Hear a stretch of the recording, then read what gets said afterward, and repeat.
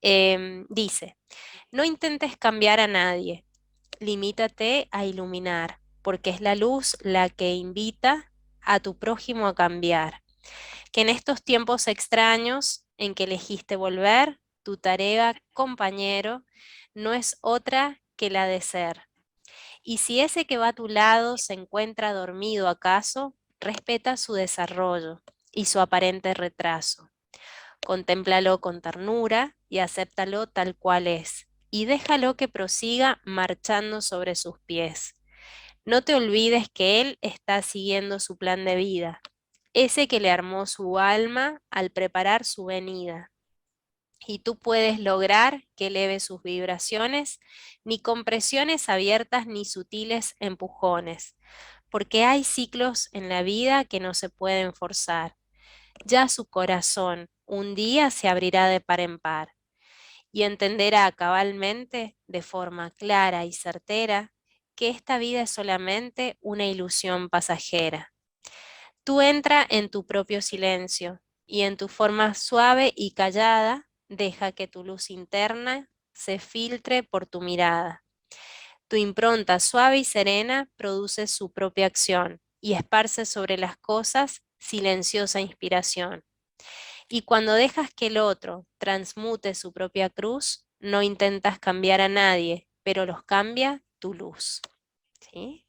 Bueno, espero que les haya servido, que les haya gustado y bueno, quedo receptiva si tienen alguna inquietud, alguna duda. Ahora subo los libritos al grupo y bueno, y seguimos con tu clase, Jorge, o no sé si vamos a recreo. Entonces dejamos para cierre el tema de la empatía, que es algo que ya habíamos comentado y que es una de las habilidades importantes, es una capacidad que, que tenemos todos los seres humanos.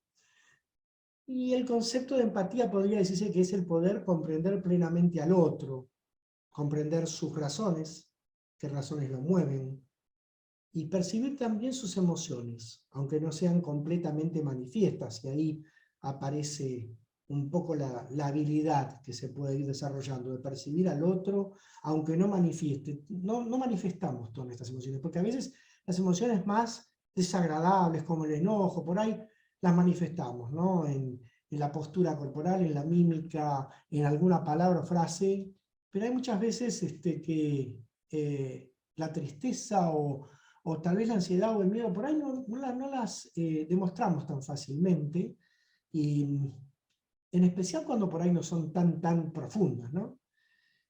O sea que un poco la empatía es cuando se llega a entender emocionalmente al otro, entonces es resonar con el otro. Resonar con el otro y sus circunstancias, o sea, su contexto, sea el contexto actual o un contexto pasado, que está generando en este momento una determinada repercusión emocional, ¿no? Y como mostró antes Gaby, ¿no? Este dibujito que es tan gracioso, del muchacho que se sube al zapato, ¿no? Y dice, ahora comprendo. Habitualmente se dice, bueno, estar en los zapatos del otro, ponerse en el lugar del otro. Pero esto no es solo, sino que son tres en realidad condiciones, vamos a llamarlas condiciones, que están relacionadas en ese eje que es simpatía, empatía y compasión. Eh, y que tiene diferentes, digamos, conceptos, están emparentados, en especial la simpatía y la empatía. Es como que es una condición que va aumentando en cuanto a su percepción, pero es un proceso que termina, en el mejor de los casos, en la compasión, que es prácticamente lo más importante a tener en cuenta en el equipo de salud. La simpatía es un acercamiento amable hacia alguien o hacia algunos, un grupo o algún objeto, con interés y conexión. Pero no implica ponerse en el lugar del otro. En la simpatía yo no me pongo en el lugar del otro. Tengo una atracción, tengo una inclinación hacia el otro, o hacia los otros, o hacia determinado objeto de simpatía. La motivación que existe es la de acercamiento. Eso es lo más importante.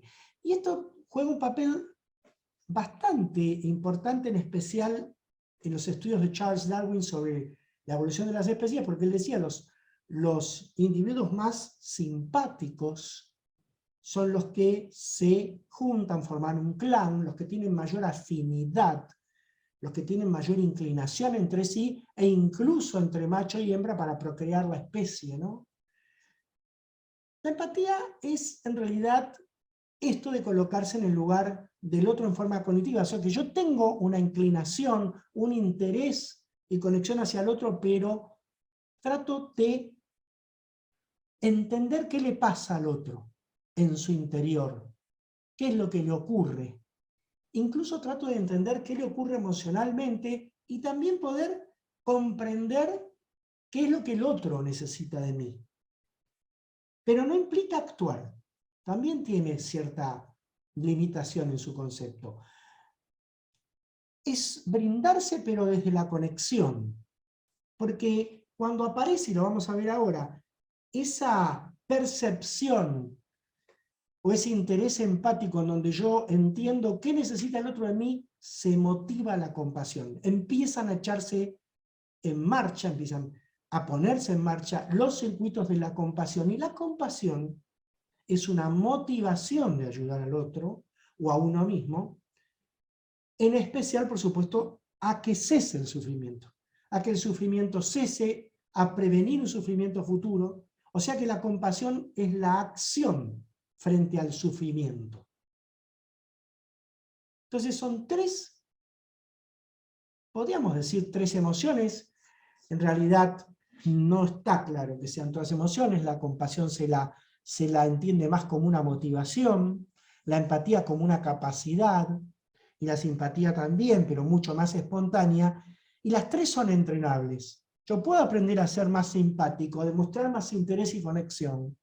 Puedo aprender a ser más empático, a ponerme en los zapatos del otro, y puedo también entrenarme a desarrollar la compasión. Y esto es muy importante y lo vamos a ver más hacia el final de la charla porque dentro del programa Karma, la simpatía, la empatía, la compasión están dentro del dominio de la amabilidad.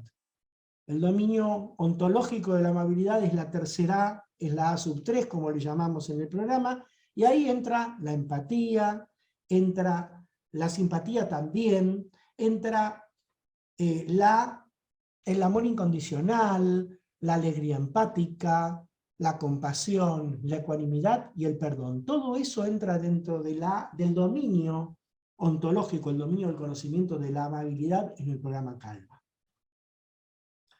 Tipos de empatía. Hay tres tipos de empatía. Una es la empatía cognitiva, en donde yo comprendo qué le pasa al otro.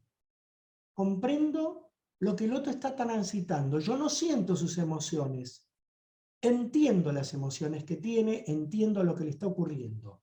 Pero no me llega a producir una recreación vivencial dentro mío. Solamente lo comprendo. Y es como el primer paso dentro de la empatía. Entiendo lo que le pasa al otro. Ahí ya llevo simpatía, llevo interés, llevo inclinación y empiezo a entender al otro. Empieza a resonarme qué es lo que le ocurre. Cuando esa resonancia es emocional, cuando ciertas zonas de mi sistema nervioso generan una recreación vivencial de lo que le ocurre al otro en su interior, entonces se da la empatía emocional. La empatía emocional es un grado mayor de empatía, en donde claramente me siento conmocionado por lo que le ocurre al otro. Lo siento como si fuera propio. Y cuando eso avanza, cuando se hace más profundo y aparece una comprensión desde lo vivencial y emocional de lo que el otro necesita, con un compromiso, porque estoy más comprometido con el otro, entonces ahí aparece lo que llama interés empático o preocupación empática. Y ese compromiso que aparece, que es sustancial, que es máximo, es el que dispara la compasión. Ya lo vamos a ver en un rato. Dispara los circuitos de compasión, corren por dos circuitos separados, la empatía y la compasión. Según Daniel Goleman, la empatía cognitiva permite a los líderes comunicarse en formas mucho más efectivas, que tienen mucho más sentido para los demás. Yo comprendo lo que le ocurre al otro, logro un entendimiento mejor y también un mejor rendimiento en la comunicación y en la conexión con los otros. El líder no siente lo que el otro está experimentando con la empatía cognitiva, sino que piensa sobre lo que el otro está experimentando, pero no llega a vivenciarlo como si fueran carne, ¿no? Y influye en esta capacidad el desarrollo de la conciencia propia. Cuanto más autoempatía tengo, más capacidad de conciencia de mi propio mundo interno, más capacidad de poder comprender al otro tengo, ¿no es cierto? Y el principal, neurobiológicamente, la principal región comprometida con esto, o sea, que tiene que ver con la empatía cognitiva, es la corteza prefrontal. Ahí es en donde están la mayoría de las redes que tienen que ver con la comprensión de lo que le pasa al otro. En la empatía emocional, ya les dije, es muy importante, sobre todo para la mentoría de los grupos, ¿no? Para la gestión grupal, porque puedo sentir, tengo una recreación vivencial del sentir del otro. Eso tiene que ver con lo que las investigaciones en neurociencia llaman neuronas en espejo, que se describieron por primera vez en monos y que se siguen investigando en el ser humano y que posiblemente hay algunos sectores que tienen este tipo de neuronas. Este tipo de neuronas son las que se encargan de generar esta especie de recreación vivencial, pero también tienen que ver con el aprendizaje. Estas neuronas están en varios sectores del hipocampo.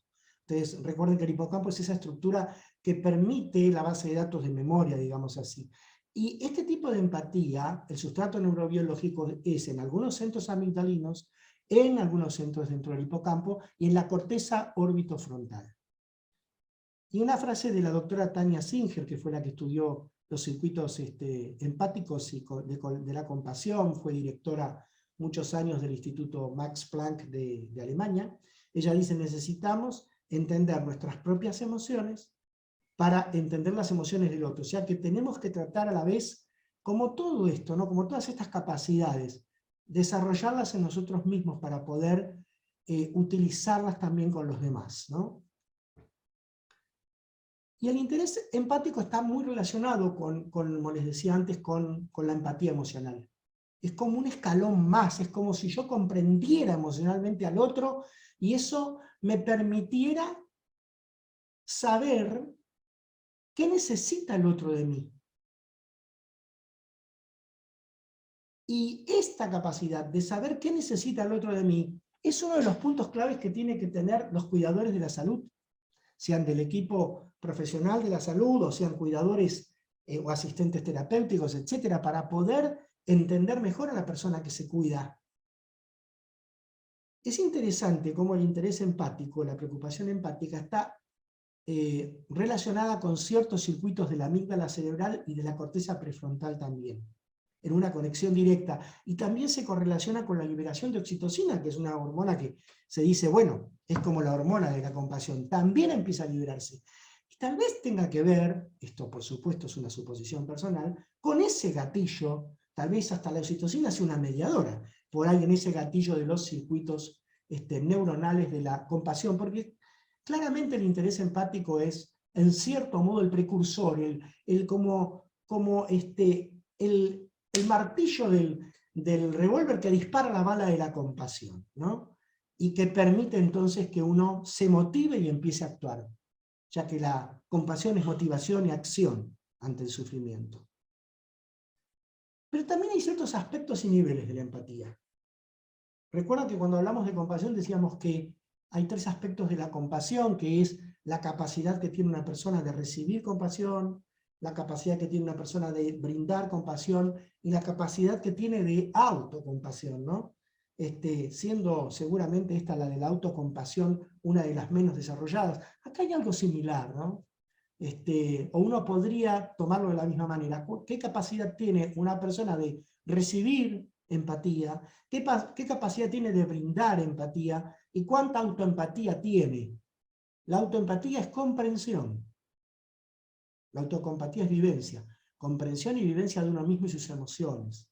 Y los mecanismos que subyacen en ellas. Entonces todo esto lo interesante es que se puede en realidad entrenar. Se puede entrenar tanto la empatía como la compasión. Entonces nos permite poder desarrollarlas. Y también existen niveles de empatía. Hay personas, digamos, que son hiperempáticas. Hay personas muy hipersensibles. No, pero no hipersensibles desde el punto de vista de que, ay, todo me hace daño, no. Sino que son realmente empáticas, que ante determinados información sensorial o determinada situación, realmente se quiebran, realmente se emocionan, realmente se sienten consustanciadas con esa situación. Es como ser muy, digamos, empático ante las circunstancias que ocurren. Hay otras personas que son más normoempáticas, que de acuerdo, digamos, a las situaciones tienen más flexibilidad empática. Ahí podríamos poner a esa persona que tiene normal su empatía o sus niveles de empatía, y hay algunas personas que por ahí por circunstancias de la vida, por crianza, tienen por ahí poca capacidad de empatía. Podríamos llamarlos, estos son términos propuestos, hipoempáticos, y que realmente sería interesante que pudieran desarrollar mayores niveles, porque la empatía es básica para poder transitar el desarrollo personal de autoconocimiento y con los demás, ¿no es cierto?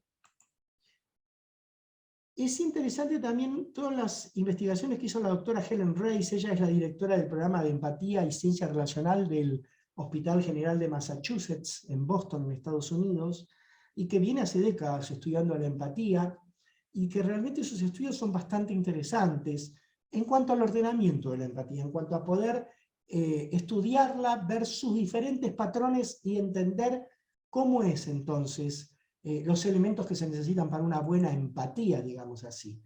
Y eso es lo que ella llama el efecto empatía, o empathy effect, en donde ella dice, bueno, la E es el contacto visual, tiene que ver con el contacto visual. Nadie le cabe la menor duda que el contacto visual es fundamental para la empatía. Los ojos y la mirada y ese contacto visual tienen mucho para decir en cuanto al flujo empático, ¿no? En cuanto a la conexión empática, la resonancia empática. La M es de músculos, hace referencia a los músculos de la expresión facial, especialmente. Yo extendería también, por el tema de la teoría más que nada polivagal, al cuello y los hombros también, ¿no? Porque se acompañan. Y esto también tiene mucho que ver, porque nosotros expresamos mucho con las faces, ¿no? Con la cara, con los gestos, con los hombros, con la inclinación de la cabeza. También juega un rol importante en esa resonancia empática. La postura, como decía Gadi hace un tiempo atrás, hace un rato atrás, la postura tiene mucho que ver también con cómo estoy recepcionando. Ya sabemos que incluso la postura tiene que ver con cómo está mi nivel cognitivo y emocional, ¿no? La A, que tiene que ver con el afecto, ella, digamos, la pone por afecto, pero tiene que ver con las emociones, se refiere a las emociones. Entonces, ¿cómo está mi tono emocional? ¿Estoy predispuesto a resonar o estoy mal? ¿O estoy predispuesto a malsonar o a tener una resonancia, digamos, un malestar empático? La T, que tiene que ver con el tono de la voz. El tono de la voz hace mucho a la empatía y a este efecto de la empatía. No puedo tener un tono de la voz discordante, disonante con respecto a lo que estoy resonando. El tema de escuchar, y escuchar a la persona en su integridad, como lo decíamos antes, escuchar a la persona en su conjunto, esto de la escucha activa, escucha atenta, estar compenetrado, estar consustanciado con la otra persona, ¿no? Y después queda la Y, que es la respuesta, nuestra respuesta. Que nuestra respuesta sea la adecuada, la que surge desde el interior, la que permite reforzar esa conexión empática, esa resonancia empática. Esto es lo que Helen Rice llama el efecto empatía, y me parece interesante tenerlo como regla mnemotécnica, porque está muy en resonancia con todo lo que vinimos hablando desde la comunicación, el ejercicio que se hizo escucha atenta, y también con lo que decíamos, ¿no? Justamente, que es que las plataformas sociales, los mensajeros instantáneos, las pantallas, nos hacen tener un contacto visual diferente, nos conectamos con los estímulos lumínicos que tiene esa pantalla, en vez de conectarnos con la mirada de la persona, no nos permite ver la expresión facial de con quien estamos hablando. Lo que vemos son iconos, por lo cual es sumamente diferente. Tengo que interpretar un dibujito, no podemos ver la postura. Tampoco podemos percibir claramente las emociones. Por ahí si nos manda un mensaje de voz, podemos escuchar el tono de voz. Pero una cosa es un mensaje de voz y otra cosa es una conversación cara a cara, ¿no? Y tal vez pueda escuchar atentamente el mensaje de voz, pero no es lo mismo que escuchar a la persona en una conversación donde hay un feedback, donde existe una resonancia. Y también muchas veces nuestras respuestas son mal interpretadas. O sea que claramente las pantallas vinieron para distorsionar nuestra comunicación, para torcer este efecto empatía. Y indefectiblemente los mensajeros instantáneos son la peor opción de todas para comunicarse. Solo para mensajes rápidos, te espero, no, nos vemos a las 5, ya está. No podemos tratar temas trascendentales, temas importantes, temas humanos a través de WhatsApp. Tenemos que tratar de sacarnos esa costumbre que en la modernidad, la simplicidad es algo que se impone, pero la simplicidad no es lo mismo que esto. No es lo mismo que lo que expresa la doctora Reis en el efecto empatía y que ustedes lo pueden ver claramente. Entonces, tengamos en cuenta esto, porque nosotros como profesionales del equipo de salud, como profesionales que tenemos que cuidar la salud de los demás, que tenemos que cuidar a una persona que está enferma, que tenemos que cuidar la salud mental de otra persona, que tenemos que cuidar la salud en general de otra persona, y que tenemos que también cuidarnos a nosotros, tenemos que darle mucha importancia, y saber muy bien las limitaciones que tienen las pantallas y algunas plataformas. Por eso, cuando hablamos de los pasos de la empatía, y desde la visión del equipo de salud uno dice, bueno, nosotros estamos acostumbrados a ver el sufrimiento del otro, el sufrimiento del paciente, el sufrimiento de la familia, y rápidamente vamos a la empatía cognitiva y emocional y empezamos a generar una resonancia empática. Y esta resonancia empática que nos toca en las fibras más íntimas, nos despierta el interés empático, nos despierta esta capacidad de poder resonar y entender emocionalmente al otro y lo que necesita de nosotros. Y eso es lo que, como dije antes, es el gatillo que dispara la compasión. Y esa es la forma que deberíamos trabajar siempre, a pesar de que el sistema se oponga a esto. Trabajar con compasión con los pacientes. Desde el médico, el enfermero, el residente, el camillero, el bioquímico, el patólogo, el kinesiólogo, cualquiera, el administrativo. La otra vez estaba en la fila de tomografía y había un nivel de agresividad tan alto que era imposible ni mantenerse parado cerca de la fila, a 1 metro de la fila. Era terrible. Entonces, el sistema nos quiebra, el sistema nos corrompe, el sistema nos altera. Pero el eje natural que tenemos que tener es este: empatía cognitivo-emocional, resonancia empática, interés empático, compasión. El producto final es la compasión. El origen es el sufrimiento. El producto final no es producir más sufrimiento. El producto final es producir compasión, es devolver compasión, para que el sufrimiento cese.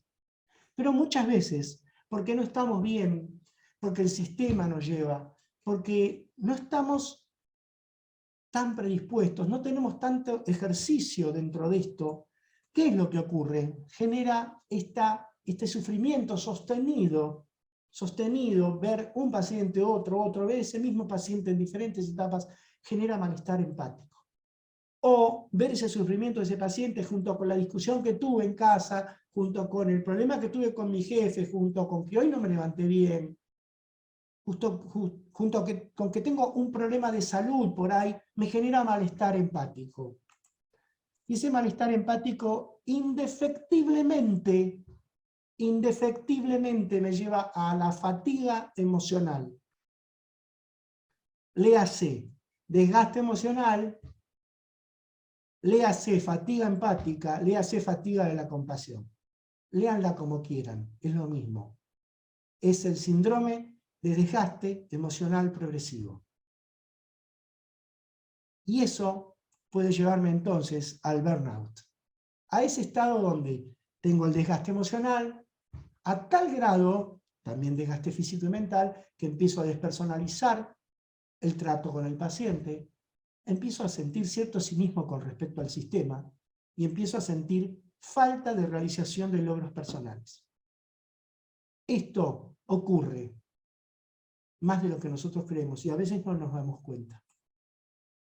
Si vamos al proyecto de la toma de conciencia de la fatiga empática, que está en esta dirección, compassionfatigue.org, ellos definen a la fatiga por compasión, o la fatiga de la empatía, la fatiga emocional, por todo esto que vimos recién, como un concepto amplio que se puede manifestar como angustia emocional, física y espiritual.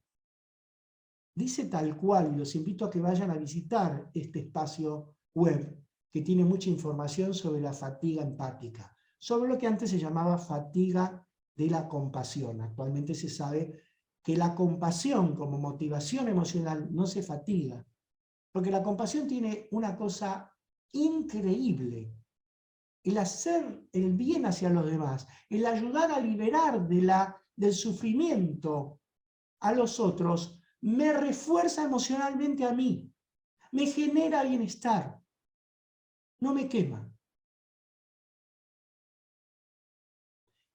Y esta fatiga de la compasión se asocia con el cuidado de las personas, a veces también con el cuidado de los animales, que experimentan dolor y sufrimiento emocional o físico significativo y sostenido, diría yo. Esto es lo que nos ocurre a los profesionales del equipo de salud. Se fatiga la empatía. Se me acaban los recursos emocionales. Me cuesta más poner compasión. Básicamente es eso. Hay que tenerlo muy en cuenta. En el ProQual, que es digamos, el Professional Quality of Life, ustedes lo hicieron cuando empezaron el curso y ahora lo están haciendo nuevamente, que es un score que permite medir la calidad de vida del profesional del equipo de salud.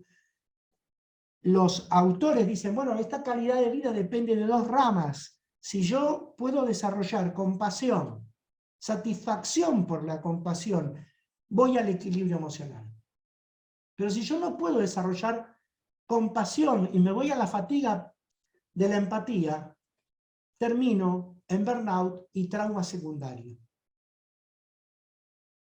Son dos caminos. Entonces, eso no quiere decir de que no transitemos a veces por un lado por el otro, pero si empezamos a tomar esto más en serio y empezamos a generar cada vez mayor conciencia y práctica, el camino de la izquierda va a ser el que sigamos sosteniendo, porque cuando aparezcan problemas en la vida, vamos a intensificar la práctica y la creencia de que este es el camino correcto. Para nosotros mismos, para nuestros gente cercana, para los pacientes y la familia de esos pacientes, y para los compañeros. Bueno, esto es simplemente por ahí a qué llama ProQual cada una de estas cosas. ya más o menos lo dijimos. El burnout, como les dije, que está caracterizado por el agotamiento emocional, despersonalización, cinismo y falta... en realidad es la sensación o el sentimiento de falta de logros personales, ¿no? Que no puedo lograr, no puedo tener logros personales, no me siento satisfecho. Y sí, por ahí dos cosas más que ocurren. No solo ocurre la fatiga de la compasión, no solo ocurre el burnout, sino que ocurre dos cosas más. El estrés traumático secundario, que se refiere a la angustia y la disfunción emocional resultantes del contacto continuo y acumulativo con personas que tienen trauma importante. Esto ocurre muchas veces en profesionales de la salud mental que están atendiendo determinados grupos como las víctimas por violación, etcétera, y también en las salas de emergencia. Es tanto el impacto que produce, y ocurre también en bomberos, y ocurre en rescatistas, que genera un estrés traumático secundario, porque se vive como propio casi, ese trauma o esa víctima. Y después está el distrés moral, también otra cosa que tenemos que conocer. Y ocurre cuando la acción que se desarrolla con un paciente, apaguen los micrófonos por favor, la acción que se desarrolla con un paciente, sea un tratamiento, una acción encaminada hacia el paciente, no se considera apropiada para ese profesional. Entonces, como no la considero la acción apropiada, entro en distrés moral, entro en conflicto moral con mis valores, y eso también genera disconfort emocional. Esto también se observa muy comúnmente. Entonces les pido por favor que tengan en cuenta la fatiga de la compasión, de la empatía, el burnout, el estrés traumático secundario y el distrés moral. Pero les pido en especial que traten de por ahí tener en cuenta de desarrollar la empatía sin quemarse, o sea, sin que se desgaste el componente emocional, que permitan que se oxigene un poco. Entonces Helen Race dice, si nosotros podemos, ante las situaciones que tenemos que enfrentar en nuestra práctica clínica, detenernos, tomar algunas respiraciones diafragmáticas, o sea, respiraciones nasales lentas y profundas inflando el abdomen y expirando también lentamente, 3, 4, 5. Ponernos en una posición de observadores, observadores del cuerpo. Recuerden que el cuerpo no miente y nos va a decir cómo está, lo hacíamos en la práctica de aterrizaje de hoy. Observar un poco la mente y mis emociones. Si estoy atendiendo un paciente, esto por ahí haciéndolo antes de atender al paciente, si estoy atendiendo un paciente, un poco de desapego, pero ojo, no distancia anestésica, no, un desapego, una distancia compasiva, sin perder la sensibilidad, sin despersonalizar.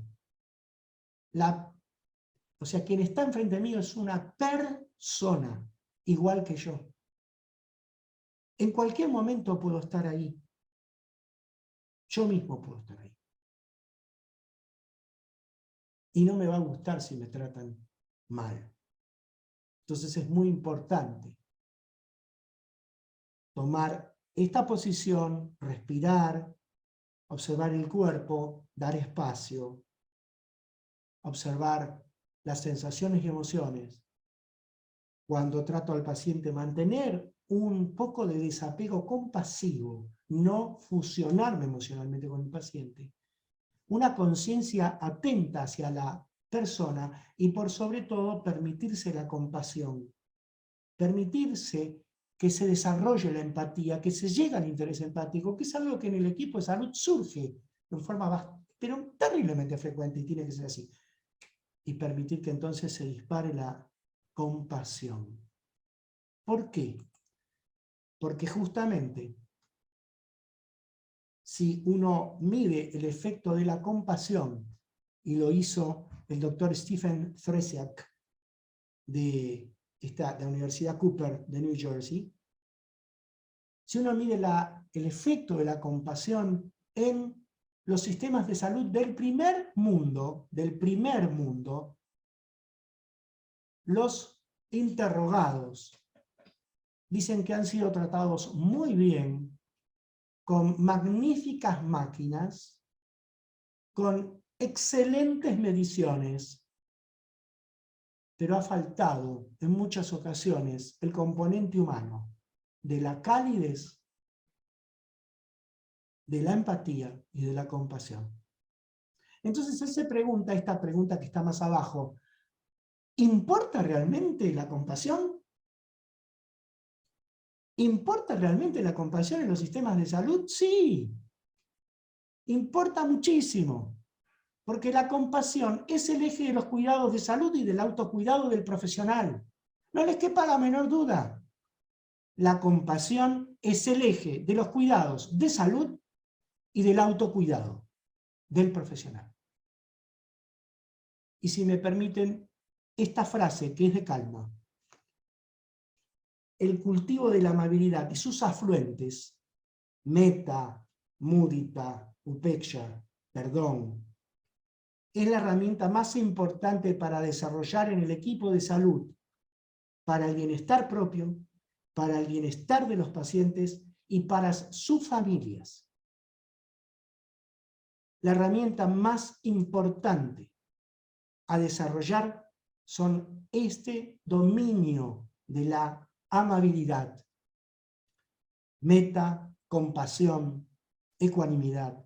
Eso es lo que hace la diferencia, porque ayuda al autocuidado del profesional y ayuda a la mejoría de la calidad de atención.